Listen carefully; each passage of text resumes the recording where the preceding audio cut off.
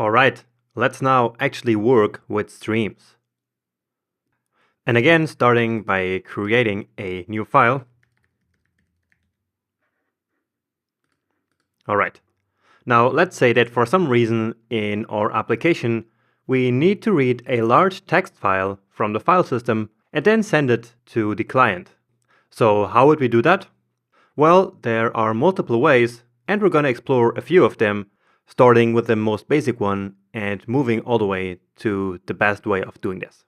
Okay, so the first thing is to require the file system package, just like before, and also the HTTP module. Let me now show you a nice trick. So let's actually create a server like this. So require the HTTP package, and then from here we can right away call create server. So just like this. Okay, so the result of requiring HTTP is the HTTP object, and on there we can then use create server just like this and then save it into a variable. So that is yet another way of creating a new server with writing even a bit less code. Okay, and so just like before, let's now listen to the request event and specify our callback here. So the first solution that we're going to use is the easiest and most straightforward one, which is to simply read the file into a variable and then once that's done, send it to the client in a way that we already know how to do it. So that one's very simple. And let me write a comment here for that. So solution 1. And so fs.read file, then our test file again. And then once that's ready, we call our callback function in which we have access to the data. But first, let's handle the error. So for example, in case that the file does not exist, and in that case, we simply log the error to the console. But otherwise, we simply send this data back to the client. So we use the response object, just like we did before many times, and then .end and the data. So give it a save. And so that is the first and the simplest solution, right? But before we can test this, we need to actually also start a server, right? So we use listen to do that. And the port, the same one as before. Then localhost and our callback function.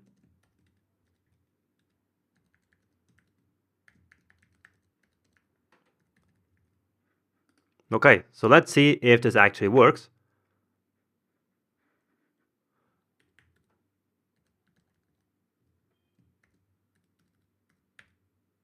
And of course not, because I actually didn't even start the application. So now it says listening, and now let's see what happens here. And here we go. So this file is huge. It has Node.js is the best written in it, like 10,000 times or something. And so it takes a lot of time until it loads entirely. And we're not really interested in loading everything. So let's stop this here and go back to our code. So this works just fine, the solution 1 that we have here in this case.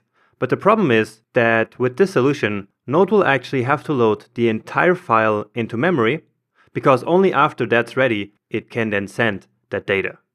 Now this is a problem when the file is big, and also when there are a ton of requests hitting your server, because the Node process will very quickly run out of resources, and your app will quit working, everything will crash, and your users will not be happy, believe me. So this solution here does work when we're just creating something small locally for just ourselves, for example, but in a production-ready application, you cannot use a piece of code like this. Okay, so let's move on to our second solution. And in that solution, we will actually use streams. Okay, so let's comment out this part and move on to solution number 2. And the idea here is that we actually don't really need to read this data from the file, into a variable, right? We don't need this variable. So instead of reading the data into a variable and having to store that variable into memory, we will just create a readable stream. Then as we receive each chunk of data, we send it to the client as a response, which is a writable stream, remember. So let me now show you how we can use streams. So we create a variable, let's call it readable here. And then from the file system again, we use create read stream. Just like this. Then this, of course, small. And now the name of the file that we're trying to read. So that is again testfile.txt. Okay, perfect. So this now creates a stream from the data that is in this text file, which we can then consume piece by piece, so chunk by chunk. And how do we do that? Well, remember from the last lecture that each time there is a new piece of data that we can consume, a readable stream emits the data event. Okay? And so we can listen to that just like we learned in the events lecture. So readable.on data, and then our callback function. And in that callback function, we have access to that piece of data, so to that chunk. Let me call it chunk here in our callback function. And so now we can handle this piece of data. And what we're going to do with this piece of data, with this chunk, is to actually write it to a writable stream, which is the response. So response.write this chunk. Okay? So again, remember that the response is a writable stream. So just as I mentioned in the previous video, right? And so we can now use the write method to send every single piece of data into that stream. Okay? And so with this, effectively, we're streaming the content from the file right to the client. Okay? You understand the difference? So before, we read everything at once into a variable, and once that was ready, we then sent that entire piece of data back to the client. But in this situation with the stream, it is different. We're effectively streaming the file. So we read one piece of the file, and as soon as that's available, we send it right to the client using the write method of the response stream. Then when the next piece is available, then that piece will be sent, and all the way until the entire file is read and streamed to the client. Okay? Now, just to finish, we also have to handle the event when all the data is read. So when the stream is basically finished reading the data from the file. So in that case, the end event will be emitted. And so as soon as that happens, what we're going to do is to do res.end. Okay? And we used this one before. So calling end on the response. We did that before, right? And now it makes actually more sense. Because again, the response is also a stream. And the end method signals that no more data will be written to this writable stream. Okay? So up here, all we did was actually use response.end with the data in it. So we did no streaming, all we did was in the end to send some data. Now in this case, we're not passing anything into this end method because we already sent all the data using res.write chunk by chunk. And so when the readable stream is finished reading its file, well, all we have to do is to then signal that we're ready using res.end like this. Okay? So we always need to use this data and this end event here, one after another like this. Because otherwise, the response will actually never really be sent to the client. Okay? So without this piece here, this entire solution would not really work. Okay? So let's now close this one, start again, and read again. And so you see that it's actually working again. Okay? Now, this time without the problems that we had with the first solution. Let's stop this here and go back to our code, because I want to show you now that there is another event that we can listen to on a readable stream, which is the error event. So readable.error, and in this callback function, we have access to the error object. Okay, so in this case, we will log this error to console and then send the result of file not found. And we can also set the status code to an error, so 500, for example. So usually it's automatically set to 200, which means okay, but in this case we have a server error, which means that we want to send back the code 500. All right. So let's now, or actually I need to quit this again.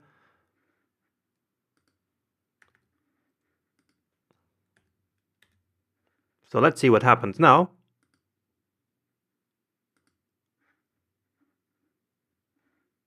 Oh, we already have an error right here. Rest.status is not a function. And yeah, actually it's status code. So this is the way that you write it in Express.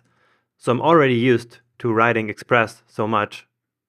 So Express is a Node.js framework, which we're going to use in the rest of the course. And in Express you do it like this. And so that was the problem. So I'm already a bit too used to writing Express. So let's go back. And yeah, so now we see file not found. And if we open up the DevTools, you see our 500 error code that we just sent before. And if we go to our network tab, let's try that again. You have the status code here as well. So just like we saw in one of the previous videos, in another section actually. So this is how we can inspect this kind of stuff in the network tab. All right. So let's fix it here, give it a save. And okay. So this again works just perfectly, but there still is a problem with this approach that I just showed you. And the problem is that our readable stream, so the one that we're using to read the file from the disk, is much, much faster than actually sending the result with the response writable stream over the network. And this will overwhelm the response stream, which cannot handle all this incoming data so fast. And this problem is called back pressure. And it's a real problem that can happen in real situations. So in this case, back pressure happens when the response cannot send the data nearly as fast as it is receiving it from the file. Does that make sense? So we have to fix that solution and come up with an even better one. And so we will create solution 3. And that is actually the final one. Okay, so no more solutions than 3. So the secret here is to actually use that pipe operator that I mentioned in the last video. Okay, so the pipe operator is available on all readable streams, and it allows us to pipe the output of a readable stream right into the input of a writable stream. Okay, and that will then fix the problem of back pressure, because it will automatically handle the speed, basically, of the data coming in and the speed of the data going out. Okay, so let's actually get our readable stream here. Okay, so that is our readable stream. And now all we have to do is to take our readable stream, use the pipe method on it, and then put in a writable stream. And that is the response. And that's actually it. That's all we have to do for this solution. Okay, so it always works like this. Let me write it out here as a comment. So we need a readable source, basically. Okay, so again, this is just to explain it to you. Then we can use the pipe on it, and here we will have to put a writable destination. So this is where our data comes from, and it has to be a readable stream, and that data we can then pipe into a writable destination. So in this case, our destination is the response, okay? Now this stream here can actually be a duplex or a transform stream as well, but what matters is that we can write to the stream. And response, of course, is such a stream. So we can, of course, write to the response that will be sent to the client, okay? So the pipe operator automatically solves the problem of back pressure that we had previously. And it's also actually a much more elegant and straightforward solution.